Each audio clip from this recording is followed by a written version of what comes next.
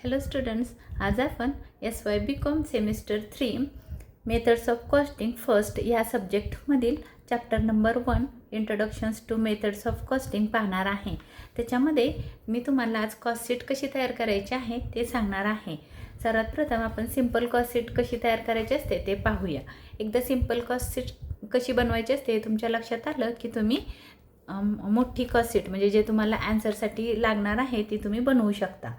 पहिला आहे वर तुम्हाला इन द बुक्स ऑफ कंपनीचं नाव लिहायचं आहे. त्याच्यानंतर cost sheet for the period ended म्हणजे इथं तुम्हाला पिरियड लिहायचा आहे आणि त्याच्यानंतर नेम ऑफ प्रोडक्शन किंवा तुम्ही इथं डायरेक्ट लिहू शकता युनिट प्रोड्यूस किती झाले आणि युनिट सोल्ड किती झाले ते आपल्याला इथं लिहायचं आहे. त्याच्यानंतर पर्टिक्युलर्स रुपीज अँड रुपीज. त्याच्यामध्ये पहिलं असतं डायरेक्ट मटेरियल. तर आता मी ही शॉर्ट तुम्हाला एक दिलेली आहे, ही एवढी लक्षात ठेवली की परत तुम्हाला ह्या कॉस्ट शीटमध्ये डायरेक्ट मटेरियलमध्ये काय काय येतं ते पाहायचं आहे. तर डायरेक्ट मटेरियल, दुसरं आहे डायरेक्ट लेबर आणि तिसरं आहे डायरेक्ट एक्सपेन्सेस. ह्या सगळ्यांना मिळून म्हणजे ह्या तिघांचं मिळून त्याला म्हणतात प्राईम कॉस्ट. ही तुम्ही लक्षात ठेवायचं आहे, पाठ करायचं आहे. त्याच्यानंतर त्या प्राईम कॉस्टच्या टोटलमध्ये तुम्हाला नंतर ॲड करायचं आहे फॅक्टरी ओव्हरहेड्स म्हणजेच फॅक्टरीचे एक्सपेन्सेस. मग त्या फॅक्टरीच्या एक्सपेन्सेसची टोटल केल्यानंतर त्याला आपण म्हणतो फॅक्टरी कॉस्ट किंवा वर्क कॉस्ट. हे लक्षातच ठेवायचं आहे. ही एक छोट्या स्वरूपात मी तुम्हाला कॉस्ट शीट दिली. ह्याला आपण एक्सपांड करणार आहोत म्हणजे फॅक्टरी कॉस्ट किंवा फॅक्टरी ओव्हरहेडमध्ये काय काय येतं ते मी तुम्हाला इथं सांगणार आहे. त्याच्यानंतर आहे ऑफिस ओव्हरहेड्स. ऑफिस ओव्हरहेड्स म्हणजे ऑफिसचे एक्सपेन्सेस आणि ऑफिसच्या सगळ्या एक्सपेन्सेसची टोटल केल्यानंतर येते त्याला आपण म्हणतो कॉस्ट ऑफ प्रोडक्शन किंवा ऑफिस कॉस्ट. त्याच्यामध्ये ॲड करायचं आहे सेलिंग अँड डिस्ट्रीब्युशन ओव्हरहेड्स आणि सेलिंग अँड डिस्ट्रीब्युशनसाठी येणारा खर्च तो आपण ह्या दुसऱ्या लिस्टमध्ये बघणार आहोत आणि ते सगळ्यांच्या टोटलला आपण म्हणतो टोटल कॉस्ट किंवा कॉस्ट ऑफ सेल्स. आणि मग आपण इथं प्रॉफिट काढतो आणि लॉस असेल तर लॉस लेस करतो आणि मग आपल्याला सेल्स मिळतात. ही एक छोट्या स्वरूपाची मी तुम्हाला कॉस्ट शीट दिली. ही जर लक्षात आली तुमच्या किंवा लक्षात राहिली तर आपण डायरेक्ट मटेरियल हे परत इथं आपण काय करणार आहोत त्याला एक्सपांड करणार आहोत किंवा एक्सप्लेन करणार आहे मी तुम्हाला. तर बघा आपण इथं काय बघितलं, पहिलं काय येतं कॉस्ट शीटला, हे जॉब कॉस्ट शीट आहे हे लक्षात ठेवा. डायरेक्ट मटेरियल, तर डायरेक्ट मटेरियलमध्ये काय काय येतं हे आपल्याला बघायचं आहे. तर डायरेक्ट मटेरियलमध्ये बघा इथं डायरेक्ट मटेरियलमध्ये काय काय येतं. तर डायरेक्ट मटेरियल म्हणजे आपण एक एक्झाम्पल घेऊन बघूया. समजा की आपली शुगर फॅक्टरी आहे आणि जर शुगर फॅक्टरीसाठी जो पण रॉ मटेरियल लागणार आहे ते आपण खरेदी करणार आहोत म्हणजे परचेज ऑफ रॉ मटेरियल येतं.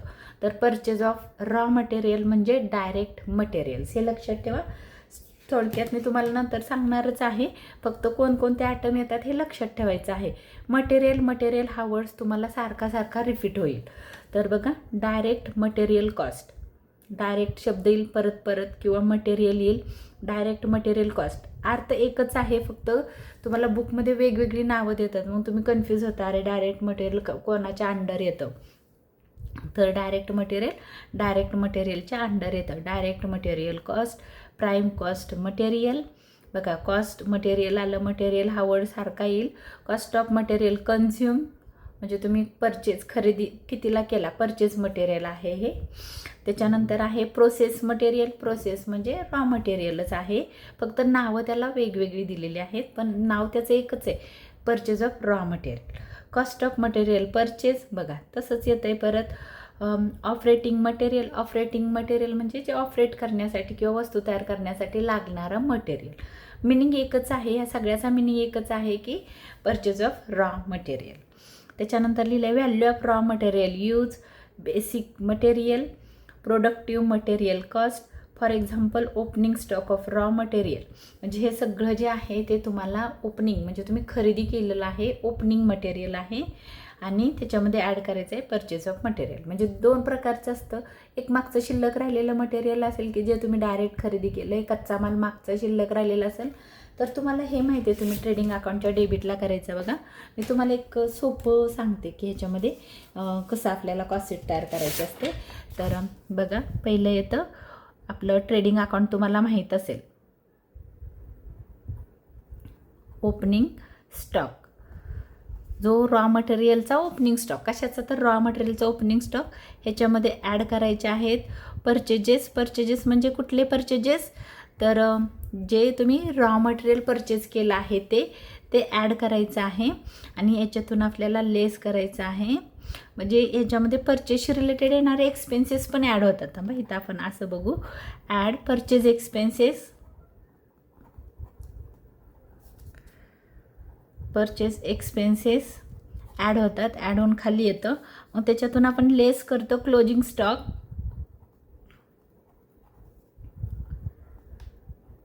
किंवा अजून काय काय आपण लेस करतो, क्लोजिंग स्टॉक किंवा returns, purchase returns.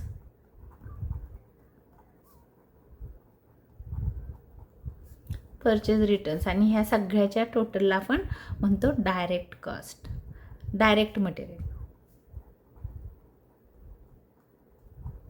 Direct material. तर ही शॉर्टकटमध्ये किंवा थोडक्यात मी ही तुम्हाला इन्फॉर्मेशन दिली, हेच आहे. पण बुकमध्ये काय केलं जातं, वेगवेगळी नावं दिली जातात, तेव्हा मुलं कन्फ्यूज होतात, अरे हे कोणत्या अंडर येतं. तर हे डायरेक्ट मटेरियलच्या अंडर येणारे एक्सपेन्सेस आहेत. हे मी तुम्हाला शॉर्टमध्ये सांगितलं, फक्त त्याला इथपर्यंत मी एक्सपांड केलं आहे. कारण तुमच्या बुकमध्ये जर असं कुठलं नाव आलं, जर तुम्हाला कळलं नाही कोणत्या लिस्टमध्ये, म्हणजे कोणाच्या हेडमध्ये टाकायचं आहे, कोणाच्या अंडर आपल्याला ते एक्सपेन्सेस पुट करायचे आहेत, तर तुम्हाला ही लिस्ट उपयोगी पडणार आहे. तुम्हाला ह्या लिस्टवरून कोणत्याही आयटमचं पोस्टिंग करता यावं म्हणून मी तुम्हाला ही लिस्ट देत आहे. तर बघा, हे डायरेक्ट मटेरियल तर इथपर्यंत आहे. Add purchase of material, add carriage inward. आता इथून पुढं बघा, परचेस एक्सपेन्सेस आहेत. तुम्ही जेव्हा माल खरेदी करता, म्हणजे आपण समजा शुगर केन खरेदी केलं, तर त्या शेतकऱ्यांपासून तो माल आपल्या फॅक्टरीपर्यंत आणेपर्यंत जेवढे एक्सपेन्सेस येतात, म्हणजे खरेदी केल्यानंतरचे एक्सपेन्सेस, त्याला आपण म्हणतो परचेज एक्सपेन्सेस. तर बघा, इथं दिले परचेज ऑफ मटेरियलमध्ये ॲड केलेलं आहे कॅरेज इनवर्ड, म्हणजे हे खर्च आहे, एक्सपेन्सेस आहे. कशाचा, तर माल खरेदीचा एक्सपेन्सेस आहे, त्याला कॅरेज इनवर्ड म्हणतात, म्हणजे मालाच्या वाहतुकीचा खर्च. फ्राईट इनवर्ड म्हणजे विमानानं जर तुम्ही माल आणला असेल किंवा जहाजाने माल आणला असेल तर त्याला फ्राईट इनवर्ड म्हणतात. इनवर्ड बघा, नीट लक्ष ठेवा, इनवर्ड, आउटवर्ड नाही. इन म्हणजे आला, आपल्याकडं गुड्स, कच्चा माल आपण खरेदी केला आणि तो आणण्यासाठी वाहतुकीचा खर्च दिला, अजून तो फॅक्टरीपर्यंत आलेला नाही, फॅक्टरीच्या बाहेरचा खर्च आहे, फॅक्टरीच्या बाहेरचा खर्च आहे कॅरेज. नंतर आफ्टर ड्युटी म्हणजे जकात नाका वगैरे देतो, किंवा आता आपण त्याला आफ्टर ड्युटी बंद झालेली आहे, कस्टम ड्युटी असं आपण त्याला म्हणतो.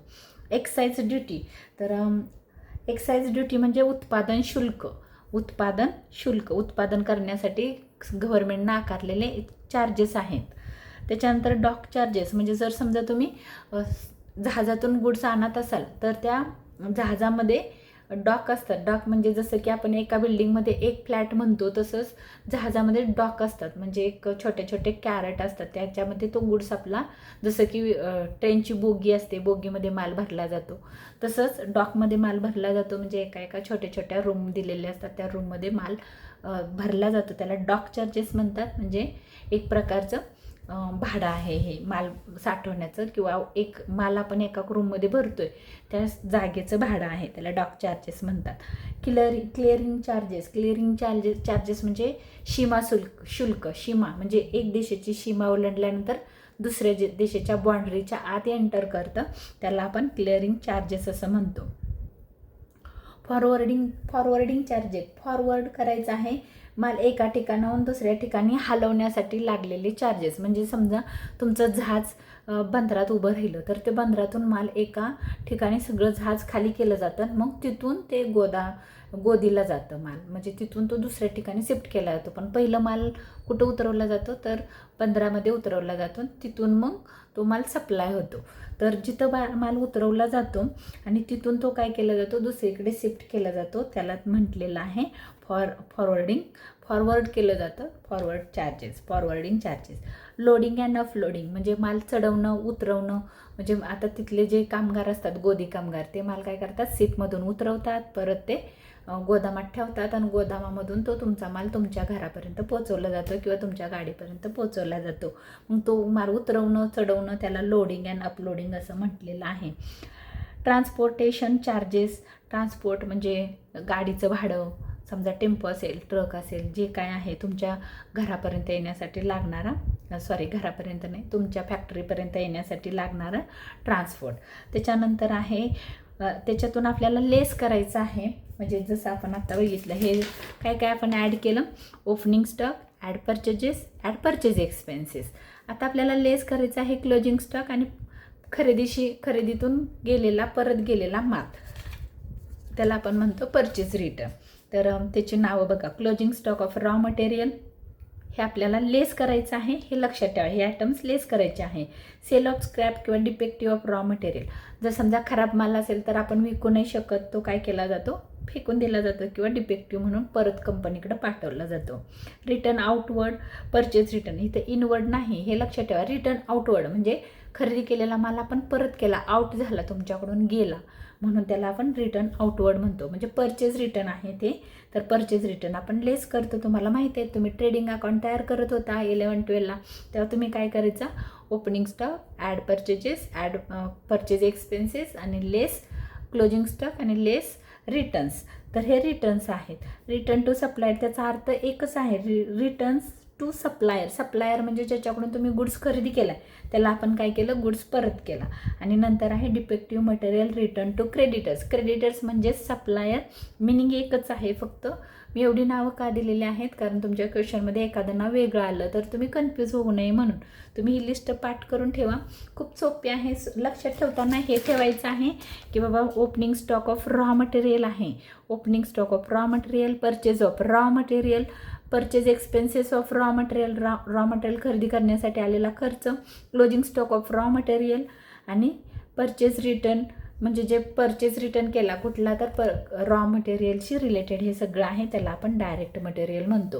आता डायरेक्ट मटेरियल लक्षात ठेवा, अजून कंपनीपर्यंत गुड्स आपला पोहोचलेला नाही पण आपण खरेदी केलेला आहे, त्याला आपण डायरेक्ट मटेरियल असं म्हणतो. त्याच्यानंतर म्हणजे हे मी पहिले इथं हेडिंग दिलं होतं ना तुम्हाला, डायरेक्ट मटेरियल, तर डायरेक्ट मटेरियल इथपर्यंत आहे. अजून काय आहे तर त्याच्यानंतर बघा इथं सेकंड आहे डायरेक्ट लेबर. आता डायरेक्ट लेबरच्या अंडरमध्ये काय काय येतं ते आपण पाहूया. तर डायरेक्ट लेबर म्हणजे काय असतं की अजून आपला गुड्स जो आहे तो कंपनीमध्ये आलेला नाही, पण तो माल उतरवणं चढवणं हे जो खर्च आहे त्याला आपण डायरेक्ट लेबर असं म्हणतो. तर बघा हे तर लक्षात कसं ठेवायचं, डायरेक्ट लेबरमध्ये सगळ्या तुमच्या वर्डमध्ये सर्वसाधारणपणे लेबर हा वर्ड आलेला असतो, हे लक्षात ठेवा, म्हणजे तुम्हाला डायरेक्ट लेबर समजतील. आता इथं सांगितलं आहे डायरेक्ट लेबर कॉस्ट, बघा आलं लेबर, प्राईम कॉस्ट लेबर आलं, लेबर, डायरेक्ट वेजेस. आता फक्त हा एक अपवाद आहे, मी ह्याला इथं एक स्टार करून ठेवते, ह्याला एक नाव नाही आहे पण डायरेक्ट शब्द आला आहे बघा, ह्या दोघातला एक शब्द असणारच आहे, डायरेक्ट किंवा लेबर. तर तुमचं नाव कुठलं आलं इथं डायरेक्ट. परत प्रोसेस लेबर हा वर्ड आला, प्रोसेस करण्यासाठी, मालावर प्रोसेस करण्यासाठी जे कामगार लागतात त्यांचा एक्सपेन्सेस आहे. ऑपरेटिंग लेबर, त्याच्यानंतर बेसिक लेबर, बघा लेबर वर्ड येतोय. प्रोडक्टिव्ह लेबर, प्रोडक्टिव्ह वेजेस, आता हे फक्त एक वेगळं आलेलं आहे, प्रोडक्टिव्ह वेजेस. नीट लक्षात ठेवा हा वर्ड, कारण हे नाव जर तुम्ही कन्फ्यूज झाला तर मग ते पोस्टिंगमध्ये तुमची प्राईम कॉस्ट चुकेल, म्हणून, कारण इथं प्राईम कॉस्ट काढण्यासाठी जी परफेक्ट नाव आहे ते यायला पाहिजेत म्हणून.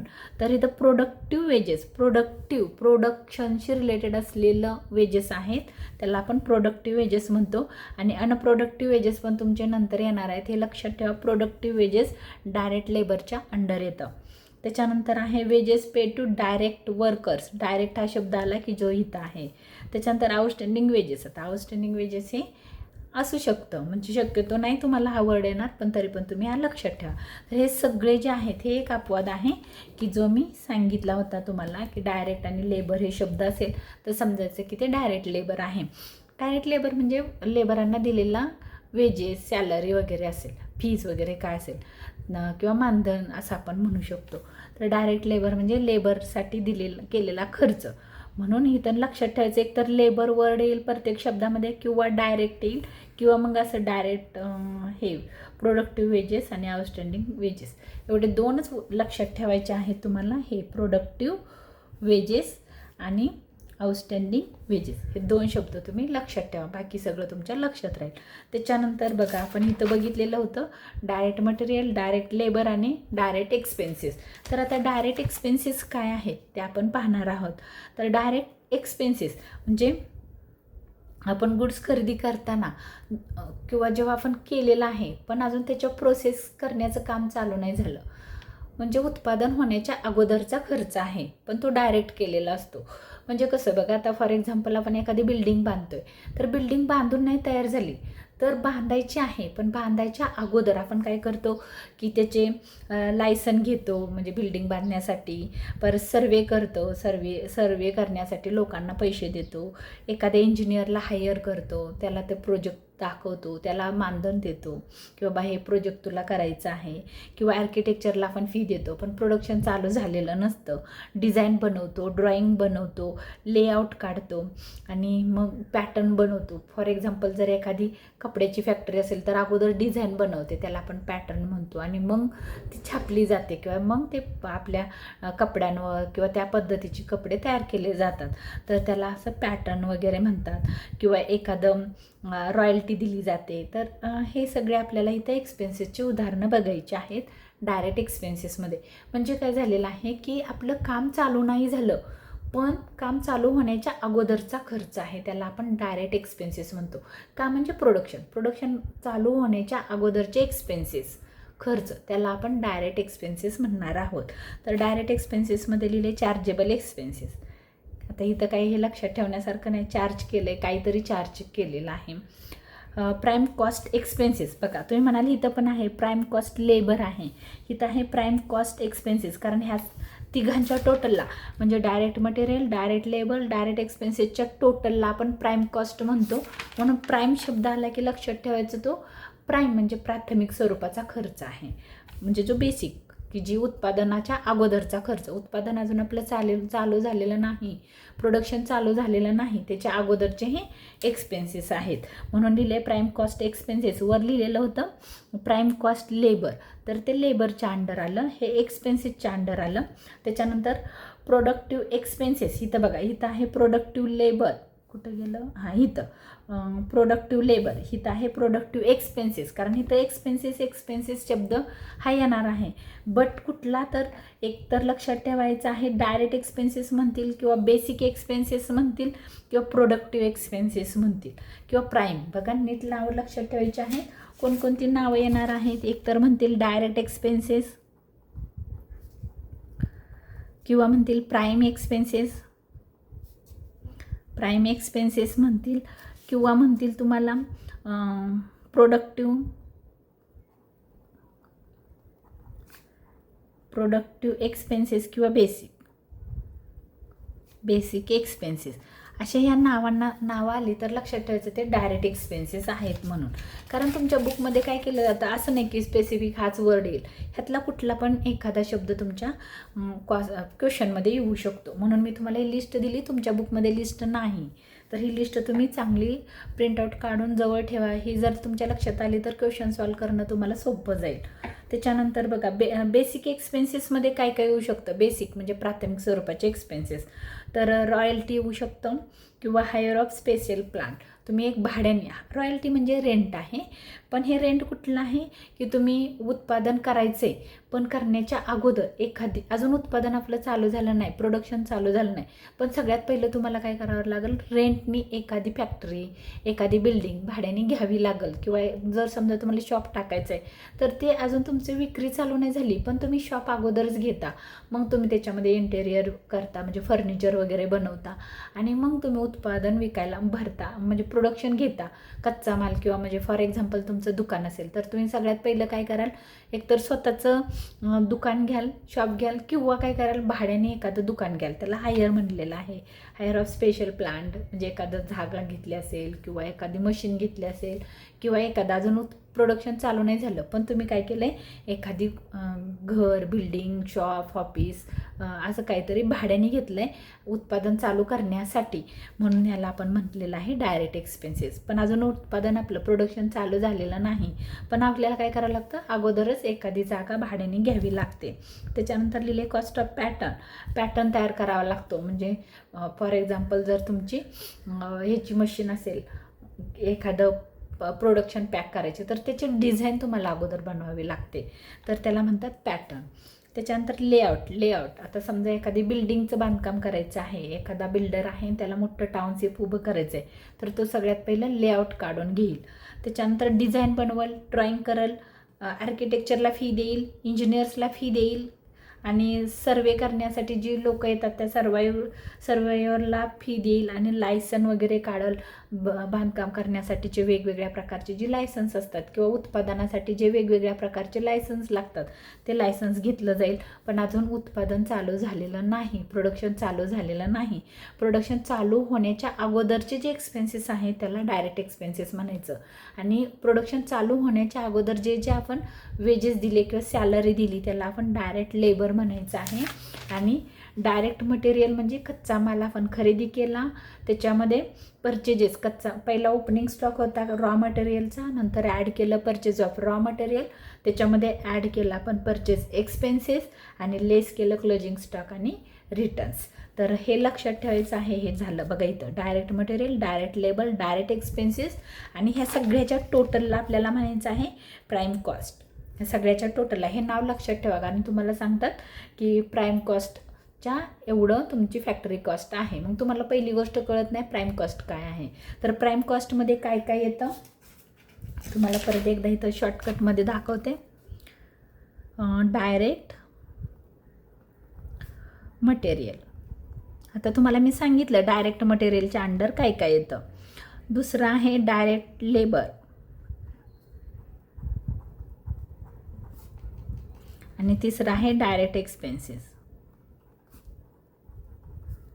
आणि ह्या तिघांच्या टोटलला म्हणतात प्राईम कॉस्ट. त्याला आपण ए म्हणू, प्राईम कॉस्ट.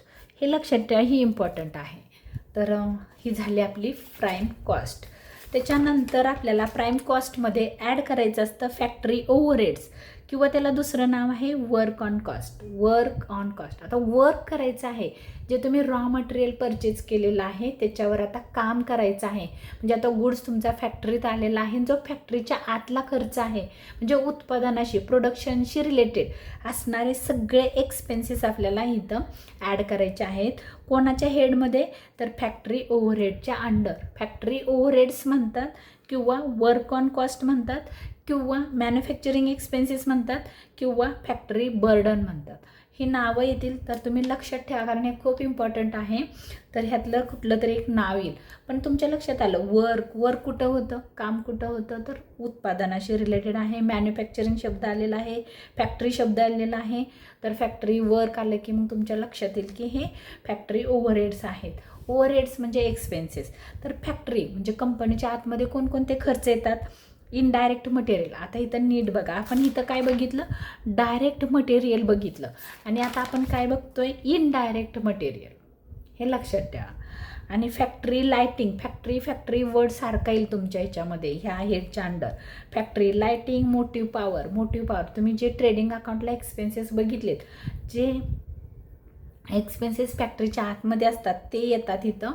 जे आपण हे आता वर बघितले डायरेक्ट एक्सपेन्सेस, हे बघितलं बघा, direct material, direct labour, direct expenses सोडून जेवढे पण ट्रेडिंग अकाउंटच्या डेबिटला एक्सपेन्सेस लिहित होता ते सगळे एक्सपेन्सेस तुमच्या आता फॅक्टरी ओव्हरहेडच्या अंडर येणार आहेत. राहिलेले एक्सपेन्सेस तर बघा, indirect material, factory lighting, motive power, factory rent. Factory हा शब्द सारखा येणार आहे. तर मोटिव्ह पॉवर म्हणजे मोठ्या प्रमाणात लाईट लागते त्याला मोटिव्ह पॉवर म्हणतात. पाहिजे तर तुम्ही हे फक्त नाव एक लक्षात ठेवा, बाकी सगळ्यामध्ये तुमचं फॅक्टरी सर्वसाधारणपणे हा वर्ड येणारच आहे. पण कधी कधी कन्फ्यूज होतो बघा. तुम्ही कन्फ्यूज कुठं होणार आहे माहिती आहे, सारखं येतं बघा. इथं आलेलं होतं की प्रोडक्टिव्ह लेबर, इथं होतं प्रोडक्टिव्ह एक्सपेन्सेस, तसं इथं होतं इथं होतं बघा काय होतं, डायरेक्ट मटेरियल. तर इथं आहे indirect material.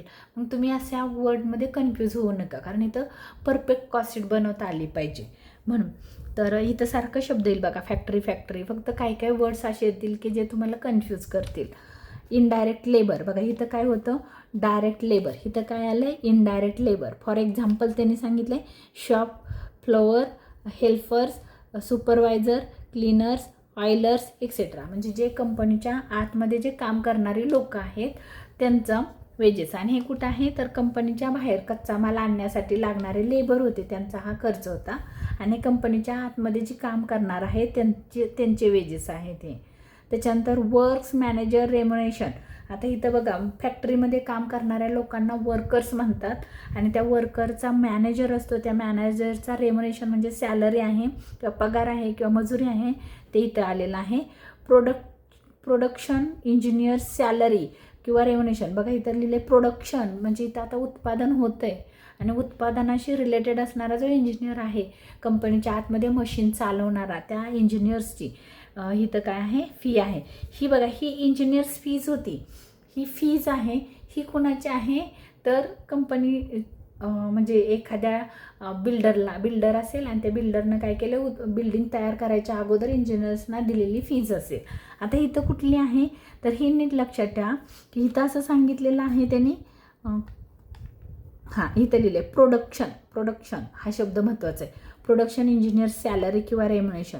Technical directors fees. आता हे नीट लक्षात ठेवा कारण कन्फ्यूज व्हाल तुम्ही. खाली डायरेक्टर असतो, इथं नसतो, पण टेक्निकल हा शब्द आला आहे म्हणून. डायरेक्टर हा ऑफिसमध्ये असतो, पण इथं सांगितलं आहे टेक्निकल म्हणजे समजा तुमची मशीन बंद पडली तर तो येईल आणि तुमचं काय करेल, मशीन दुरुस्त करेल, त्याला म्हटलेलं आहे टेक्निकल डायरेक्टर्स फीज. हे टेक्निकल कुठं असेल तर कंपनीच्या आतमध्ये असेल, फॅक्टरीमध्ये काम करत असेल तो. Workers canteen, entertainment room, कन्झ्युमेबल stores म्हणजे वर्कर जे आहेत. आता वर्कर कुठे असतात, फॅक्टरीमध्ये असतात. तर वर्करांसाठी जे कॅन्टीन असतं, कंपनीच्या आतमध्ये काम करणाऱ्या लोकांसाठी जे कॅन्टीन आहे, एंटरटेनमेंट रूम असेल किंवा कन्झ्युमेबल स्टोअर असेल. म्हणजे फॉर एक्झाम्पल की आता गुगल काय करतं, गुगलच्या कर्मचाऱ्यांसाठी एक स्टोअर्स ओपन केले त्यांनी. गुगलचे जेवढे पण प्रोडक्ट आहेत ते त्यांच्या स्टोअर्समध्ये विकतात. ते कुणाला अलाउड असतं तर त्यांच्या कस्टमरला पण असतं आणि वर्करना पण असतं. तर वर्करांसाठी मग कन्झ्युमेबल स्टोअर्सने टाकलेलं असतं, म्हणजे वस्तू आपण त्या स्टोअर्समधून कमी पैशामध्ये किंवा डिस्काउंटमध्ये कामगारांना घेता येतात, त्याला म्हणतात कन्झ्युमेबल स्टोअर्स. तर हे वर्कर्स कॅन्टीन वगैरे हे आहे इथं. पण हे कोण आहे तर फॅक्टरीमध्ये काम करणारे वर्कर आहेत. कॉटन, ऑइल, वेस्ट, लुब्रिकंट म्हणजे वंगण किंवा त्याला ऑइलच म्हटलं जातं. वेस्ट म्हणजे कॉटनचे कापड असतं की ज्याच्यामुळे आपल्या मशीनला ऑइल दिलं जातं. ऑइल देताना ते सांडलं बेल्टवर येतं, मग ते बेल्ट पुसण्यासाठी किंवा मशीनचे काही पार्ट पुसण्यासाठी वेस्ट लागतं म्हणजे कॉटन लागतं. तर कॉटनचे तुकडे असतात, त्या कॉटन वेस्ट त्याला म्हटलेलं असतं. आणि ऑइल तर हे कशासाठी लागतं, मशीनसाठी लागतं. म्हणजे जेव्हा मशीन आपण चालू करतो तेव्हा लागणाऱ्या या गोष्टी आहेत.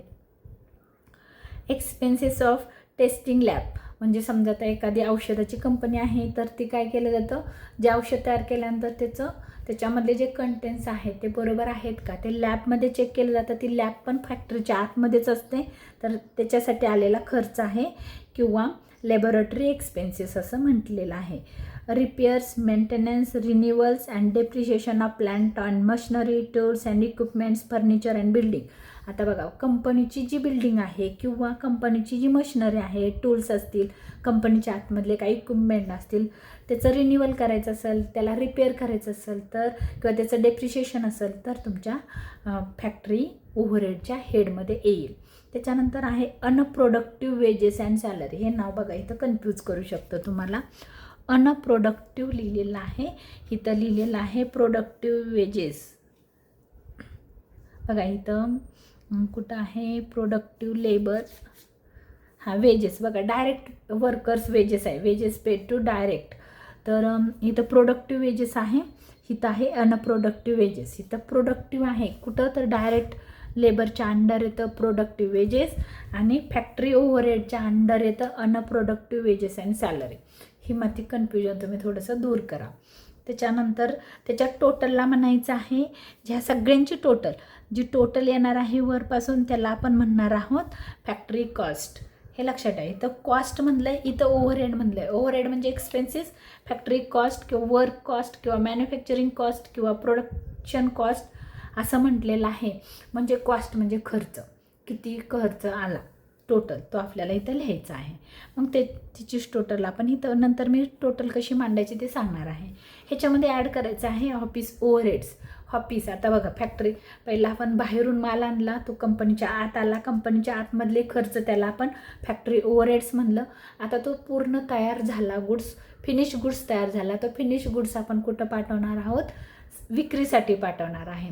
विक्रीसाठी आपण काय करतो, एक ऑफिस क्रिएट करतो, ऑफिस स्थापन करतो. ते ऑफिस काय करतं, सेलिंग डिपार्टमेंट असतं त्याच्या अंडरमध्ये.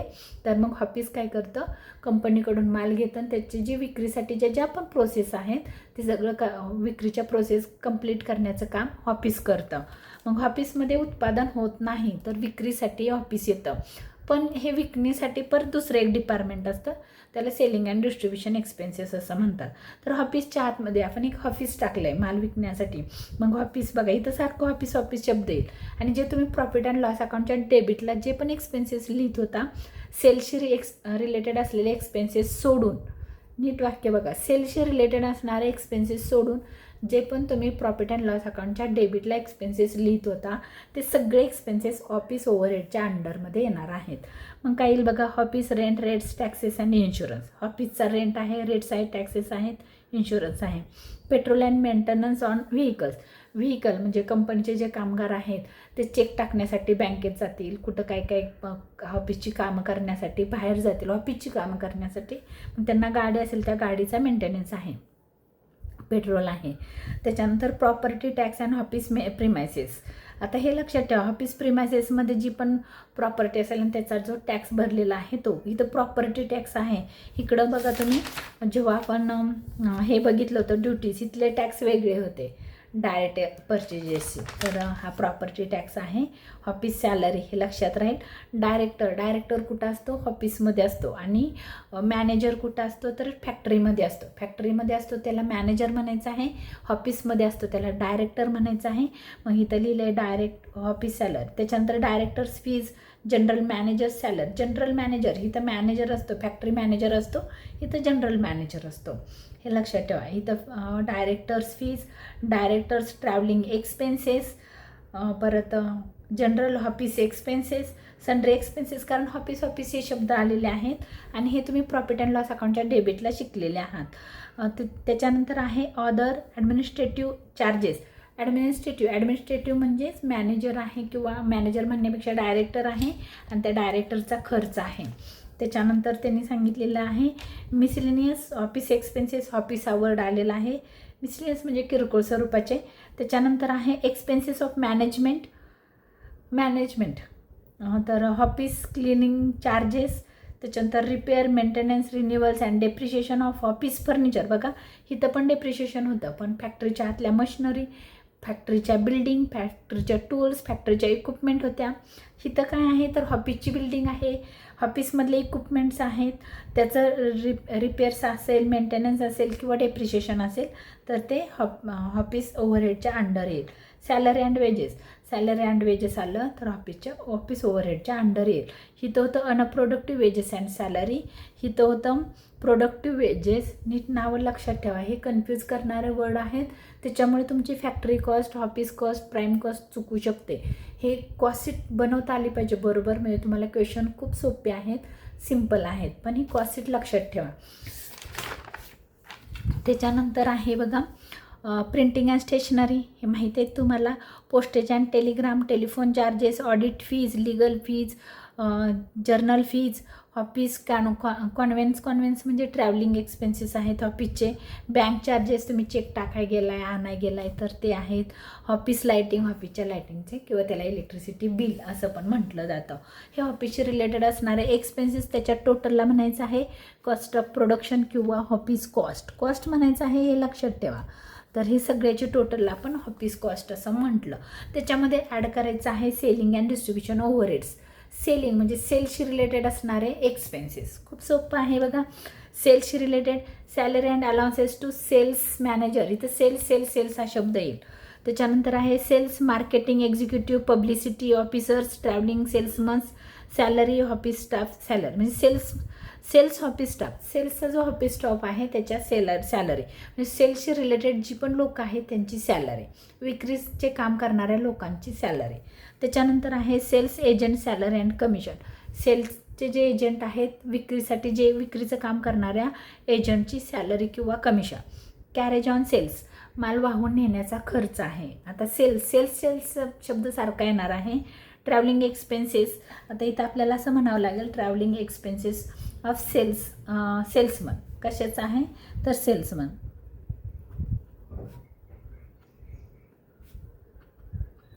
सेल्समनचे ट्रॅव्हलिंग एक्सपेन्सेस आहेत. कॅरेज किंवा कार्टेज आउटवर्ड म्हणजे बाहेर जाणं. तुम्ही माल खरेदी केला होता म्हणजे आणि तो वाहतुकीचा खर्च, टेम्पोचं भाडं आहे, ट्रकचं भाडं आहे, किंवा कार्टेज म्हणजे घोडागाडी, बैलगाडी वगैरे. तर कॅरेज म्हणजे टेम्पो, ट्रक वगैरे. तर त्याचं जे भाडं आहे, आता तुम्ही माल विकलाय, फॉर एक्झाम्पल तुमची इलेक्ट्रिसिटीचं शॉप आहे आणि तुम्ही फ्रीज विकला, वॉशिंग मशीन विकली, तर त्या कस्टमरच्या घरपोच देता, म्हणजे विक्रीनंतरचा खर्च आहे हा. माल विकला आणि त्याला घरपोच सेवा दिली तर त्याला आपण म्हणतो कॅरेज अँड कार्टेज. आउटवर्ड हा शब्द लक्षात ठेवा, कारण गुड्स आउट झाला आहे, विकल्यानंतरचं कॅरेज आहेत. त्याच्यानंतर आहे loading and uploading of finish goods म्हणजे पूर्ण, म्हणजे जसं की तुम्ही काय केलं, एका टेम्पो भाड्याने केला आणि त्याच्यामध्ये वॉशिंग मशीन, फ्रीज भरले, तर तो भरण्यासाठी कुणाला तरी तुम्हाला काय करावं लागणार आहे, लोडिंग, आणि परत तो कस्टमरच्या घरी तो फ्रीज लावून देणं, मशीन लावून देणं, त्याच्यासाठी तुम्हाला कामगार लागणार आहेत. त्या कामगारांना लोडिंग अँड अपलोडिंगसाठी दिलेले चार्जेस आहेत. शोरूम एक्सपेन्सेस, शोरूम विक्रीसाठी स्थापन केलेला आहे.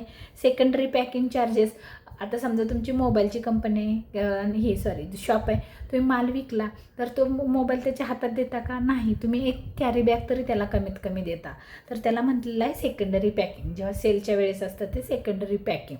आणि प्रायमरी पॅकिंग हे फॅक्टरी ओव्हरहेडच्या अंडर येतं. सेकंडरी पॅकिंग सेल्स अँड डिस्ट्रीब्युशनच्या अंडर येतं.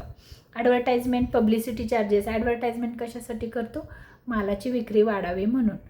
तर distribution of free sample, gift, diaries and calendars, gift articles etcetera. म्हणजे तुम्ही माल विकल्यानंतर काय करता, कस्टमरला दिवाळी वगैरे असे असेल, नाताळ वगैरे असेल, तर मग अशा वेळेस काय केलं जातं, कस्टमरला अट्रॅक्टिव्ह करण्यासाठी, आकर्षित करण्यासाठी वेगवेगळ्या प्रकारच्या गिफ्ट वस्तू दिल्या जातात.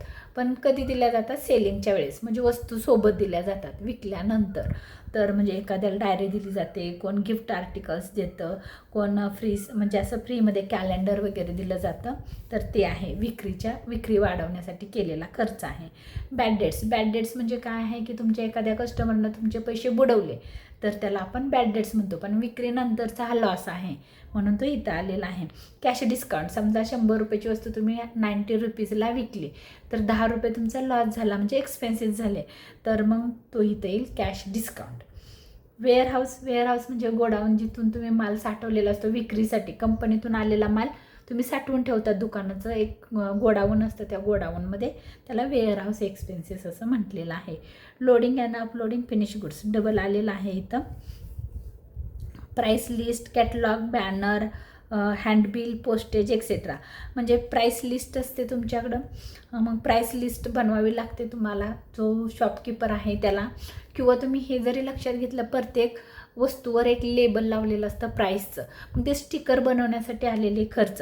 कॅटलॉग तुम्ही जर कपड्याच्या दुकानात गेला की ते तुम्हाला कॅटलॉग दाखवतात की हा ड्रेस तुम्हाला किंवा हा ड्रेस कसा दिसेल, तर ते कॅटलॉग असतात, त्याला आपण कॅटलॉग म्हणतो. तो विक्रीसाठी तयार केलेले असतात, पण ते तयार करण्यासाठी, बनवण्यासाठी पण खर्च येतो, त्याला कॅटलॉग म्हणलेलं आहे. जाहिरातीसाठी आपण बॅनर लावतो, हँडबिल दिलं जातं तुम्हाला, पण ते छापाई बिल तयार करण्यासाठी पण खर्च येतो. पोस्टेज, एखाद्याला जसं की आता आपल्याकडे ॲमेझॉनवरून याच्यावरून तुम्ही गुड्स परचेज करता, मग ते पाठवण्यासाठी पोस्टेज लागतं, ते पोस्टेजचा खर्च आहे विक्रीनंतरचा. त्याच्यानंतर एक्सपोर्ट ड्युटी, ही एक्सपोर्ट म्हणजे आपण एक्सपोर्ट केला, बाहेर माल विकला तर त्याला एक्सपोर्ट म्हणतो. तर एक्सपोर्ट केला की ते जे ड्युटी लागणार आहे, चार्जेस लागणार आहे, ते इथं येईल एक्सपोर्ट ड्युटी. मग ह्या सगळ्याच्या टोटलला म्हणायचं आहे टोटल कॉस्ट. हे लक्षात ठेवा, खूप इम्पॉर्टंट आहे टोटल कॉस्ट. म्हणजे बघा आपण काय केलं, नीट बघूया. आपण कॉस्ट शीट तयार केली. कॉस्ट शीट म्हणजे काय, तर टोटल खर्च किती आला, मग ती वस्तू आपल्याला कितीला विकायची आहे, मग आपल्याला प्रॉफिट किती घ्यायचं आहे. वस्तूच्या विक्रीची किंमत ठरवण्यासाठी आपण तयार केलेली वस्तू किती रुपयाला विकायची आहे हे ठरवण्यासाठी एक कॉस्ट शीट तयार केली जाते. त्याच्यामध्ये पहिलं येतं डायरेक्ट मटेरियल, त्याच्यामध्ये ॲड होतं डायरेक्ट लेबर, त्याच्यामध्ये ॲड होतं डायरेक्ट एक्सपेन्सेस. मी शॉर्टमध्ये लिहिते, ह्याच्या टोटलला म्हणतात प्राईम कॉस्ट. हे लक्षात ठेवायला आपण ए म्हणू. इथं येते ही प्राईम कॉस्ट. हिची टोटल परत आपण आउटर कॉलममध्ये लिहितो. त्याच्यामध्ये ॲड होतं बघा. आता ह्याच्यामध्ये येतं फॅक्टरी ओव्हरहेड.